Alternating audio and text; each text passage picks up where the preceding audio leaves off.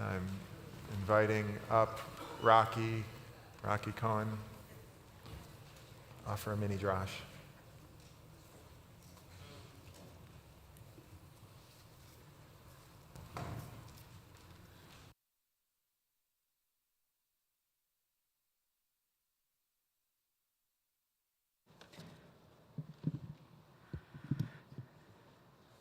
Shabbat Shalom.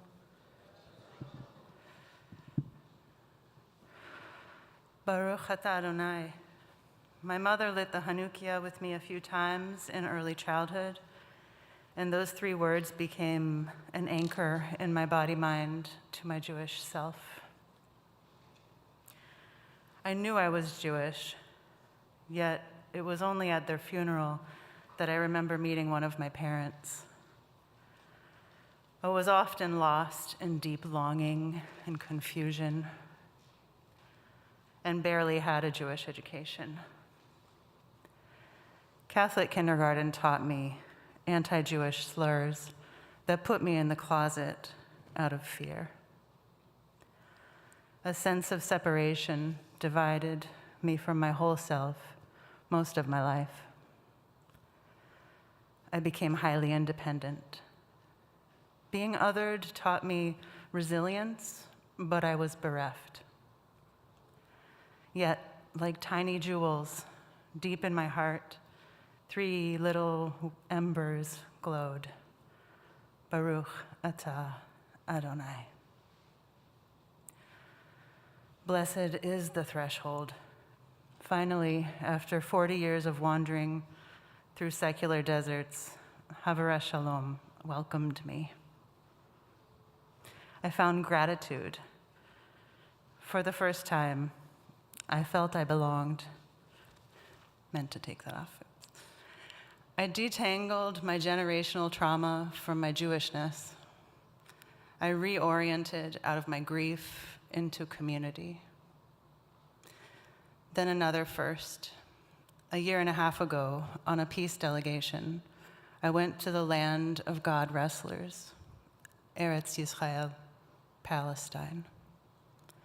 In the city where we landed, for the first time since briefly living on the East Coast, I experienced being immersed in Jewish culture and society, and hearing conversationally what was to me then a language of spirituality and mysticism. It was such a dramatic contrast to the feelings I'd had as a child, when I had known only my own traumas and estrangement, and the story of the victimization of our people.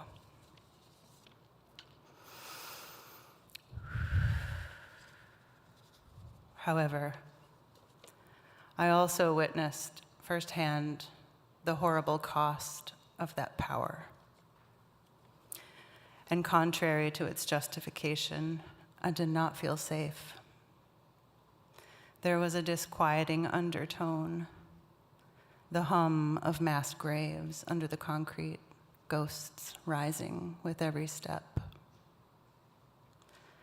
We learned from many of our cousins, Syrian Jews, Palestinians, Israeli Jews, former Israeli soldiers, and descendants of settlers opposed to the occupation.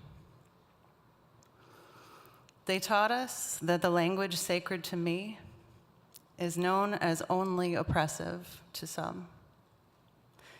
We visited many places, including a kibbutz, Hebron, the well-known Palestinian family farm, Tent of Nations, East Jerusalem, Yaffo, Bethlehem. We learned the history of the land over the past couple hundred years from a dual narrative perspective, how Tel Aviv was not in fact a barren desert, but a thriving, modern Palestinian city where the streets had names. We learned how over 600 villages and cities and the sophisticated railroad system connecting them had been demolished, and the people had been killed, driven out, their groves of trees destroyed.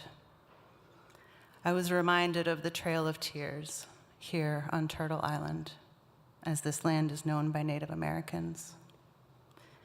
We passed through intimidating checkpoints on foot, walked along the separation wall, traveled easily as tourists on the separate and unequal roads, and visited segregated holy sites.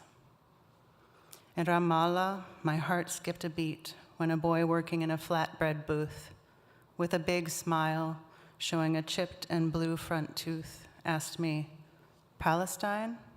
Israel. Israel? Palestine."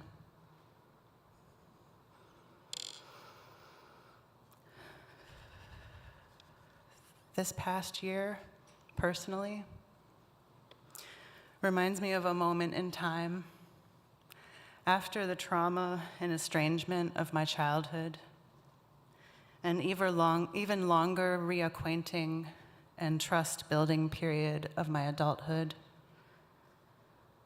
when I first held the hand of my refugee grandmother, Louise Augusta Geringer of Vienna, Austria. Zichronah livracha, her memory is a blessing. Generational healing takes generations. When I finally learned that I could separate my Jewishness from the state of Israel, I was able to embrace and accept my Jewish self. This year, held in a supportive network of mixed multitudes with Jewish leadership, I have found my entire cohesive, integrated self through organizing in solidarity with Palestinians. I am also here in solidarity with and among those of us who at times feel afraid, confused, or ashamed. This year, I have moved out of shock and grief, and I continue to, again, each day, into action. We have a chance to turn the path of humanity from destruction to restoration. We begin again by first ending the massive supply of weapons flowing from this country through that one, falsely in our name. My greatest gratitude of this past year is that I have been welcomed into a community of courage beyond words, and that so many people of immense bravery and patience have held my hand along the way. In grief, the deepest form of love, may we all find the fortifying power that a divided sense of self can never provide.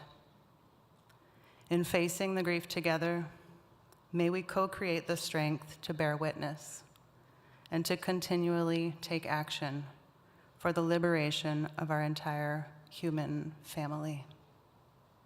Good Yom Tif, good Shabbos. Thank you.